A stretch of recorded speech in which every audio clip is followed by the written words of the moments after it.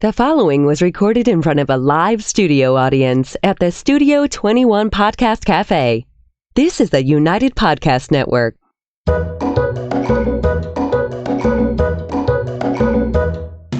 Welcome to the Quirky Dog Podcast, inspired by some of the quirkiest dogs you can ever imagine and the owners who love them. This podcast is brought to you by the quirky couple themselves, Scott and Jess Williams. Their aim is to educate and entertain. Here's Scott and Jess. All right, welcome guys. Guess what? We have been doing this 1 year. Today, 1 year ago, was our very first podcast. We had Bobby Lyons on. We didn't go weekly right at first, and then we had COVID, so we skipped a few weeks in quarantine. We only have those on Facebook and YouTube, but this is our 1 year anniversary. Congrats. Seems a lot longer than that. All right, we got a special guest on here today. Scott always talks about the origin of the pig. In our first broadcast, we had the pig. And now we got our friend, the pig squeaker. So we're going to say hi. Jack, you got your pig over there? Wave, Jack. Do the pig for Uncle Scott. Squeak, Jack, squeak. Hey, Jack's got a pig too. So this is how the pigs start. This is what we do when we FaceTime Jack. And Scott has as much fun as Jack does, actually. Yeah, I'm going to teach Jack how to smoke cigars for the next season. Jack, I love you, and it was so good to see you this past weekend. And thanks so much for being on the podcast, buddy. You're a big inspiration to the podcast. Bye, Jack. Thanks, love Jack. you. We'll see ya. See you in the summer. All right. So we had 4-year-old squeaking pigs. We got cake. We got a big episode about dog bites. We're ready to rock. But we always try to talk about how to prevent a dog bite on this show, and what will that look like, and what can we do to prevent it. But the fact of the matter is that a lot of freaking dogs do bite, and what does that look like, and what do you do about it? So, how many times have you been bit in your career? Would you say? Probably half a dozen times. Not that frequent. How many in by 20 years? Probably 6 times. How many by a pet dog versus French ring kind of protection stuff? Probably 5 of them were pet dogs. Well, the dogs that that we teach to bite, I don't get bit accidentally. No, from just them. the one time she drove the toy back into you. I've had my hand bit, but it wasn't intentional on the dog's part. My hand was in the wrong place at the wrong time. That's all. All right. So what are all these instances? I didn't even know you had that many. I was thinking we just each had a big one ourselves. So just let's go through some of those scenarios and what they looked like. Well, I get to relive all these little. None of them were very big. Fortunately, I've been very lucky, really. I mean, I've worked with a lot of. We're also very safe. I mean, I'm not saying that we're not lucky. I mean, knock on glass. I say lucky because dogs' reflexes are super fast, and I've had dogs in doing the protection work with police dogs and that type of thing. One time, I had a dog. He was guarding me. He was like on the ground, laying on the ground, but at my feet, and I was bent over, and he was supposed to be guarding me. And they didn't have a lot of control of this dog. He was imported from Europe. And he jumped up and bit my chest so quickly that I didn't have time to blink. It was like he was on the ground 1 second, and the next second he was pinned to my shoulder. And I thought, man, I'm glad he had good targeting because he could have grabbed my face. I mean, it just happened that quick, And when you do that kind of work all the time, it's easy to let your guard down because the dogs you work with are trained to bite specific places. So the chance of getting bit on the skin are very low. But with pet dogs, typically they bite because they're either fearful or they could have a guarding issue, like a genetic tendency to guard their food or guard a toy once they're possessing a toy. And if you don't realize that, you go to take the toy away or take the shoe away, and all of a sudden they nail you.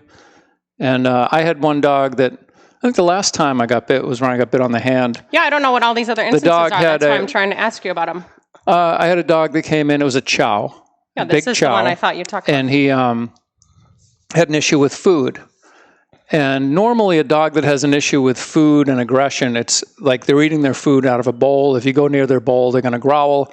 That space could, that diameter could get bigger and bigger where sometimes you even go into the room and they come at you.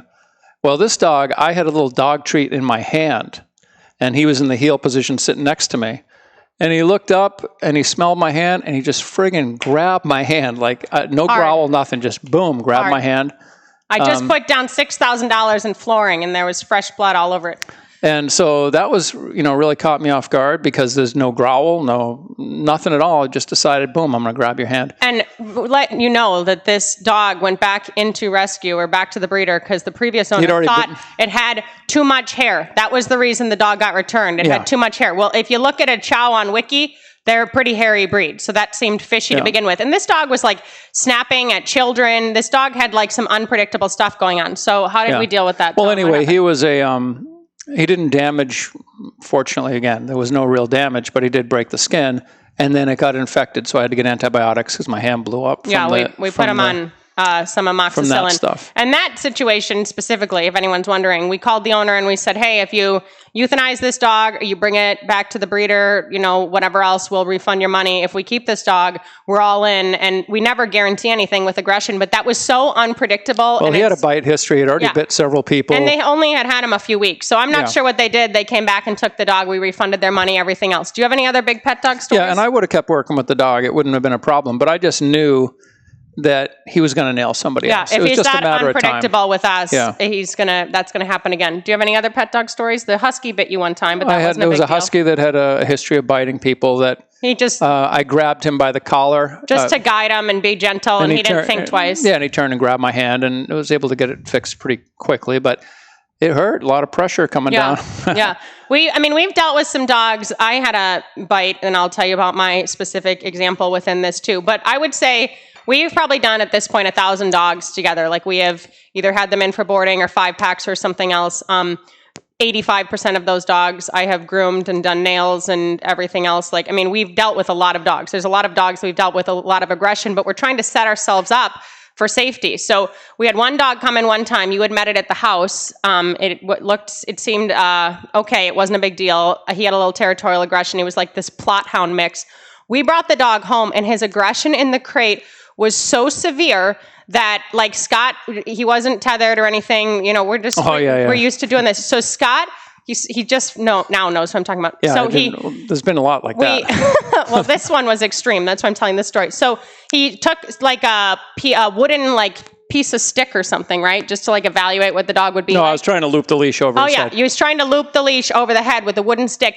The dog chomped on the wood so extreme that we were like, holy crap, what are we going to do? So that specific dog, Scott put his bite suit on, and he's very good in his bite suit, and you can only really bite the hands and the face. And I just picked the crate upside down and dumped him out. Yeah, he picked the crate up, he dumped him out, and then he got him new stuff. I was outside the barn in case I had to call 911 or something, but he got out of the crate, he closed the crate so the dog couldn't run back in.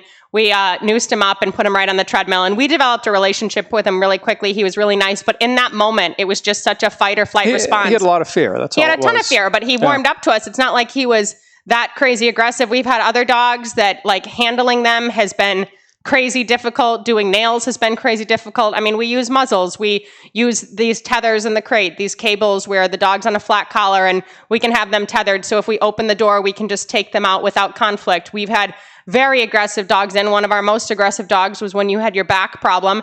And the first night I went to get the bowl out of that dog's crate, I went in with my foot. I'm not crazy. I went in with my foot, and then the dog came. Shep. I didn't remember that one. Oh, yeah. We've had a lot of dogs. I know, but I don't often. But the dog came. The reason I bring her up is I was just talking to her owner on Instagram, and I had a hole in my yoga pants, and I was like, So I got my leg out in time, but it was an issue. The one time I got bit in this business was by a dog who had actually put his trainer in the hospital on the previous return. So this dog was in rescue. On the pickup from boot camp, put the trainer in the hospital. So what that person was doing was very unfair, and it doesn't even sound right, but basically the owners came and the trainer was trying to keep the dog in a down with the e-collar, which is a huge frustration response. It just doesn't make any sense. Some dogs that we've had in for training may not even stay on a bed when the owner walks in because they're so excited at first. Put the that says a lot for our training, huh? No, not all dogs, but a dog like that, we Usually would that's never. An anxiety issue. I wouldn't even force our dogs to sit her down when Scott walked in. It's good training; they do it, but that's a high pressure situation. It's crazy. So anyway, she's trying to get the dog back into a down with an e-collar. He wants to see his owners. There's all this stress. And this dog did have a lot of anxiety.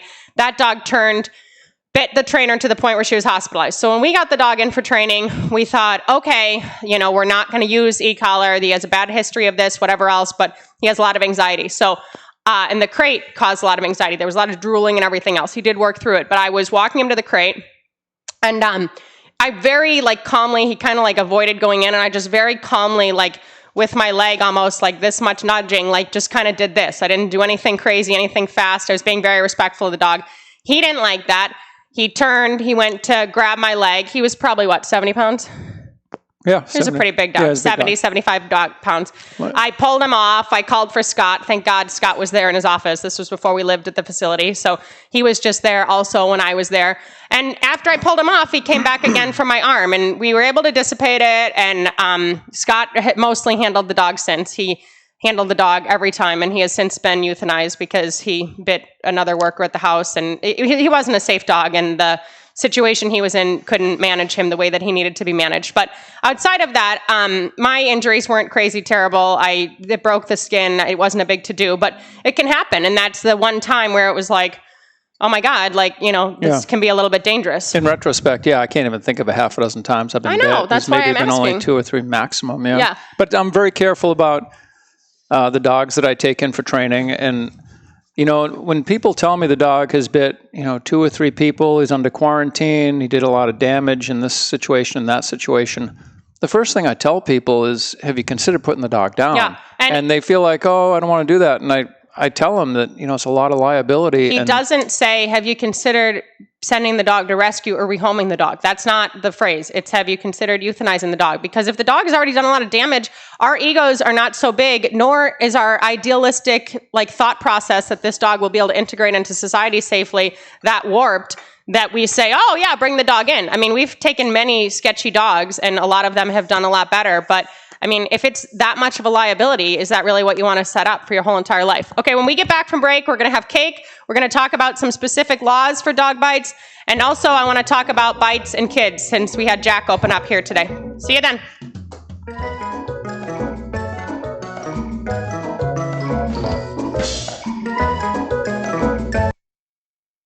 Happy Howie's all-natural dog treats are made with real, slow-cooked beef, lamb, and turkey. Choose from deli-style sausages, wolf sticks, jerky, burger treats, and our soft meat roll treats. All of our treats are available in bulk or in convenient resealable packages. And dogs just love Happy Howie's. They are made in the USA and available at thousands of retailers nationwide. And online at happyhowies.com. Try Happy Howies today and save 10% with promo code Quirky10. Happy Howies. We're making it real.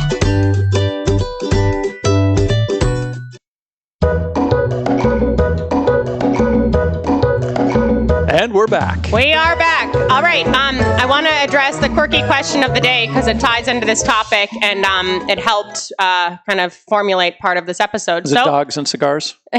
Dogs and cigars. Maybe we should start that podcast. We could start doing 2 of them.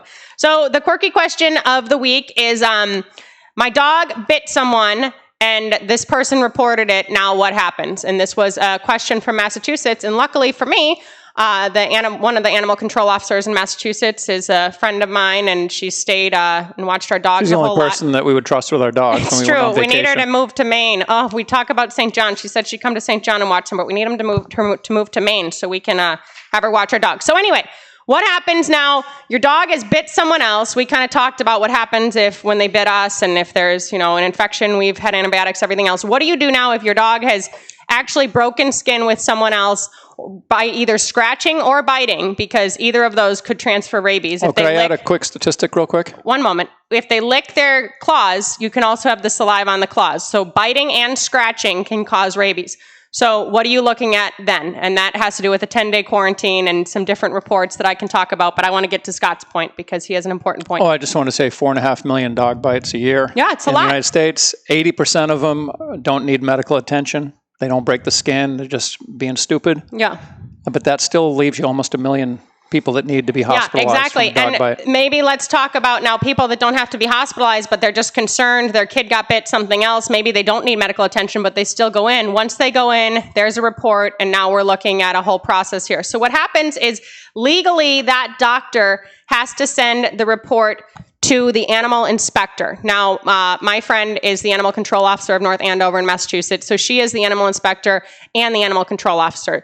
Different towns have different rulings on that. Some people have two separate people and everything else.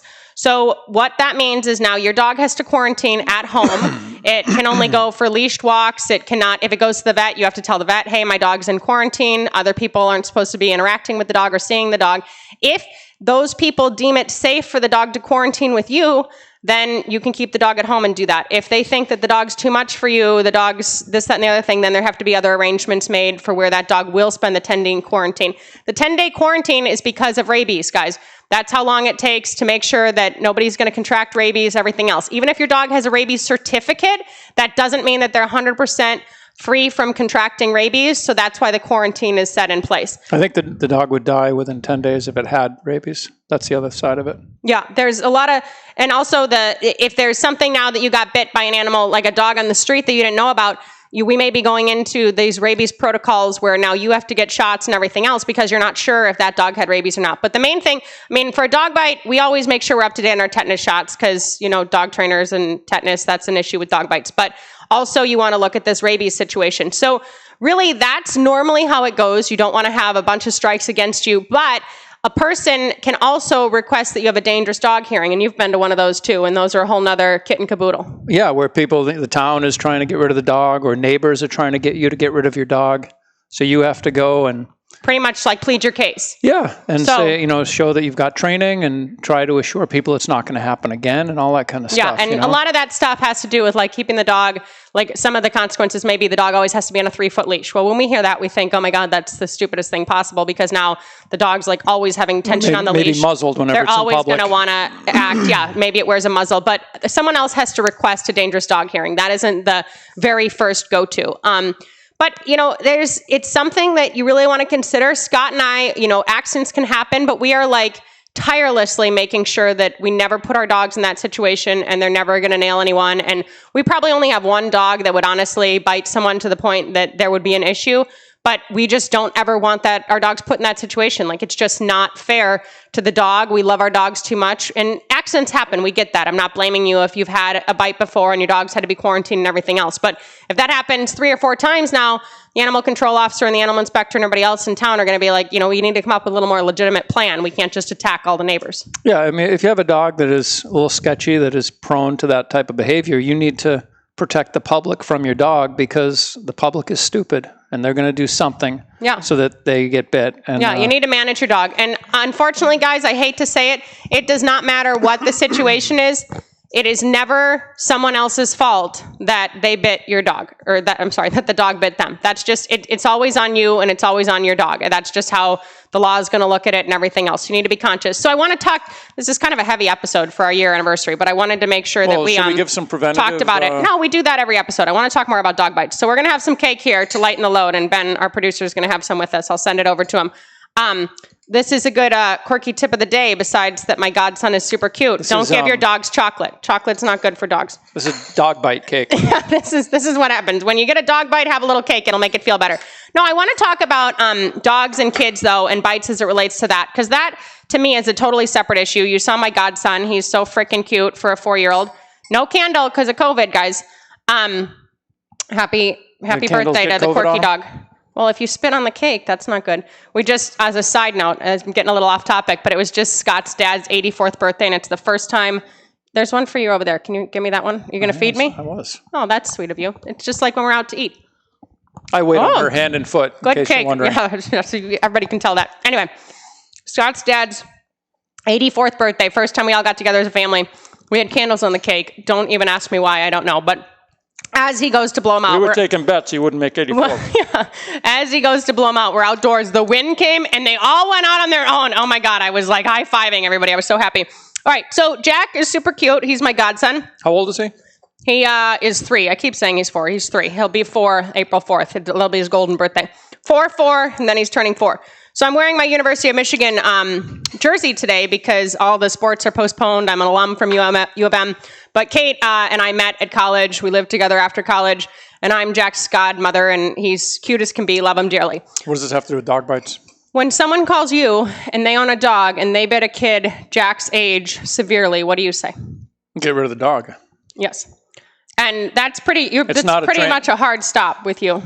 Yeah, it's not about training. The dog is trainable, but kids are not. Kids are little monsters. They're going to go and they're going to do that stuff. You can't watch a kid and a dog every second of the day, and it's just not the right fit. It doesn't mean the dog needs to be put down, but the dog shouldn't be with kids that are under a certain age. Because probably it's not the right home for the dog. It's a good possibility the dog's minding his own business and the kid is just tormenting the crap out of him, Yeah. And we see the videos on YouTube all the time, the kid's riding a dog like a horse, jumping on his back, all that stuff. It's terrible. And I'm sure you guys know someone who was bit by a dog when they were young and they have scarring, and it's literally like PTSD for the rest of their life. And then the parents beat the crap out of the kid when that happened when I was little. Oh, well, it still happens now that the kids have such terrible scarring and they're living with that their whole life. And outside of that, as adults, they're like, I had such a traumatic experience as a child, like they hate dogs forever. So it happens, I'd say, more often than not with a rescue within the first week they've owned the dog. And Scott will not even see him for an evaluation. He'll say, take the dog back to the rescue. Yeah, if you haven't had the dog in your house for more than with another trainer. 10 days, yeah, it sucks more. Bit somebody. It sucks a lot more when you and like your fiance got a dog, is like, oh, like we got a dog and you've had it a few years and then you have a kid and then there's an issue. And it's not that training can't help, and it's not that if you're committed, you can't make it happen. But if a dog has such serious aggression that it is going to go and, nail a kid and bite it in the face and break the skin, that can be a really concerning thing. And a lot of people will argue, well, it wasn't the dog's fault and he was provoked. It doesn't matter the intent. If he's capable of that with small children, the kids are going to be small for a few more years. And normally these situations, they have like 4 kids in the family, or the kids' friends are coming over to play all the time and everything else. So let me say this in defense of the dogs. Okay. Like that statistic I gave you earlier, 4.5 million bites a year, 80% of them don't need medical attention.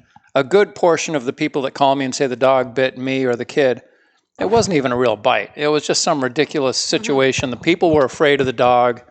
The dog was being overexuberant. Maybe it's a mouthy puppy. They're telling me the dog's aggressive. It's not. It's just a puppy that's very oral and putting their mouth on everybody. So we're not talking about that. We're talking about dogs that are sinking their teeth into people, tearing, ripping flesh. That's where I consider a some serious ugly bite. stuff. Or they're biting, retreating. There's just multiple wounds. You should tell them about the eval we did where I had you walk the dog in the street. Oh my God.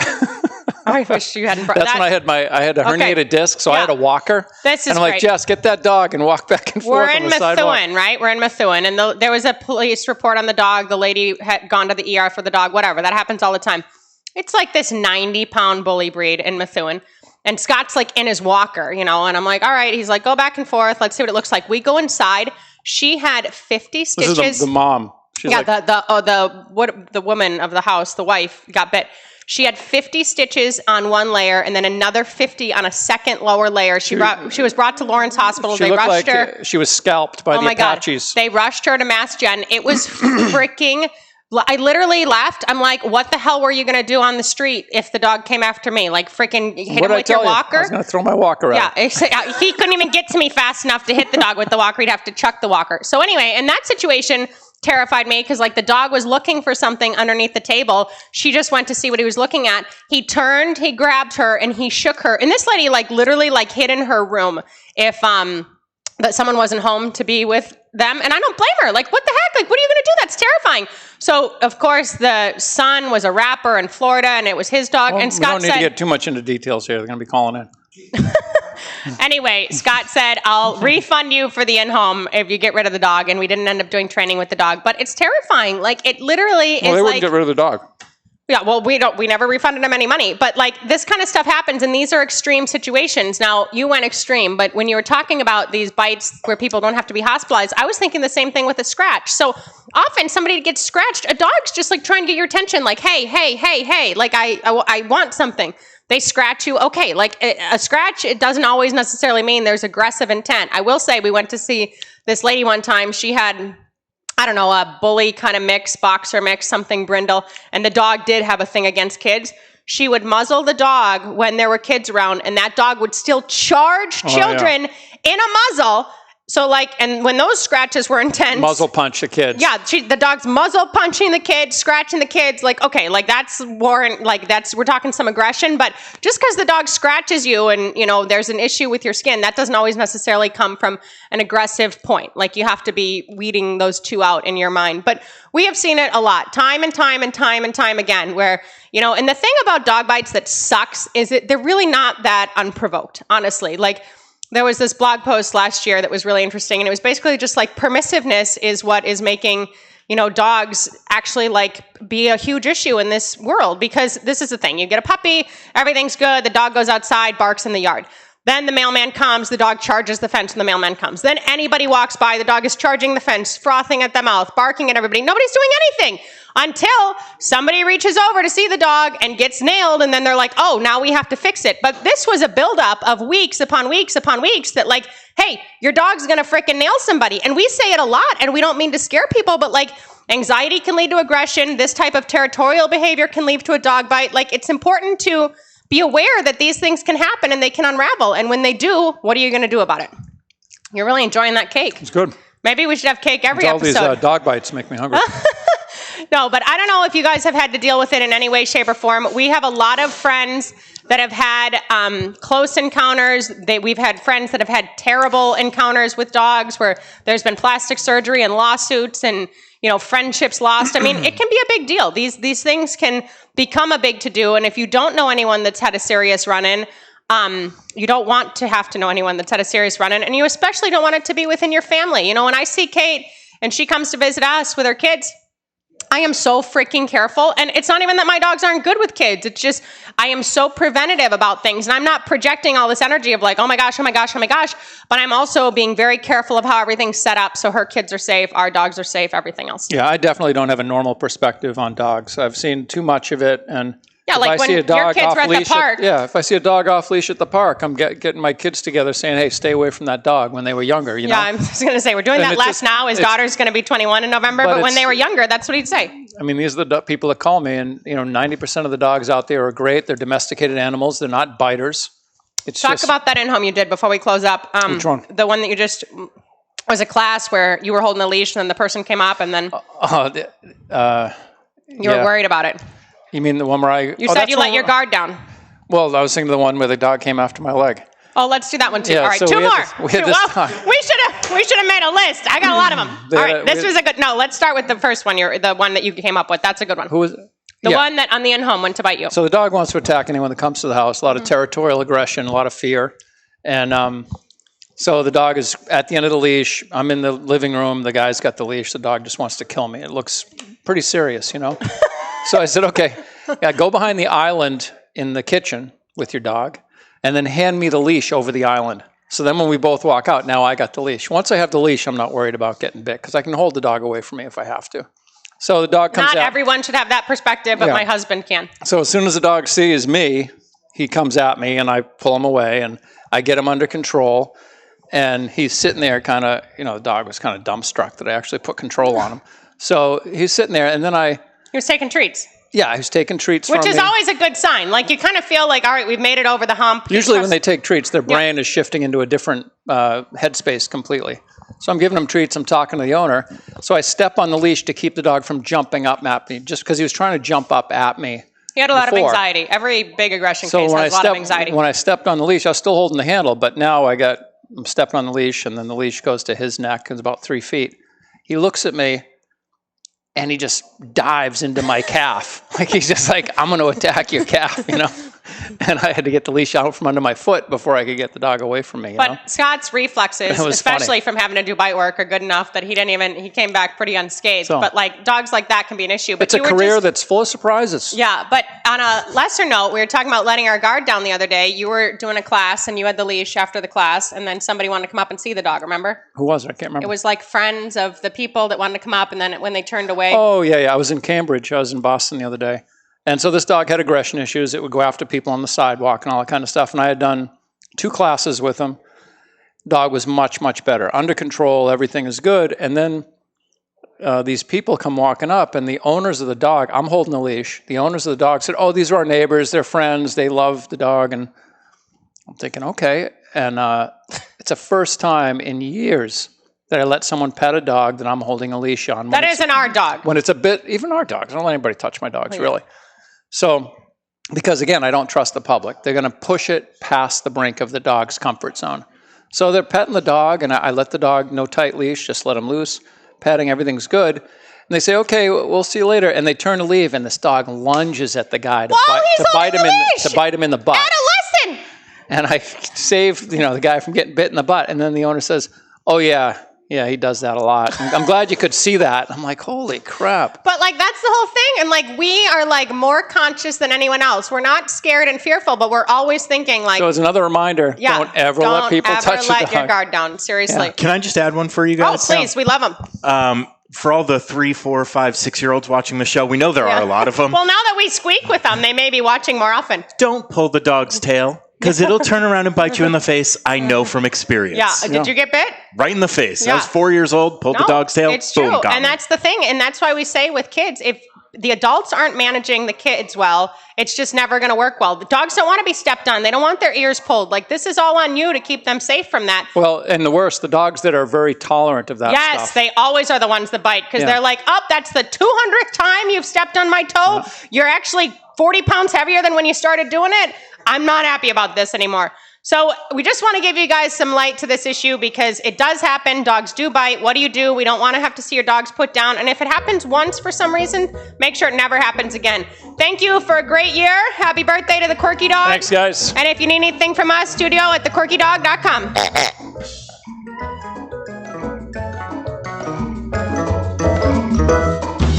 The views and opinions expressed by the hosts, guests, or callers of this program do not necessarily reflect the opinions of the Studio 21 Podcast Cafe, the United Podcast Network, its partners, or affiliates.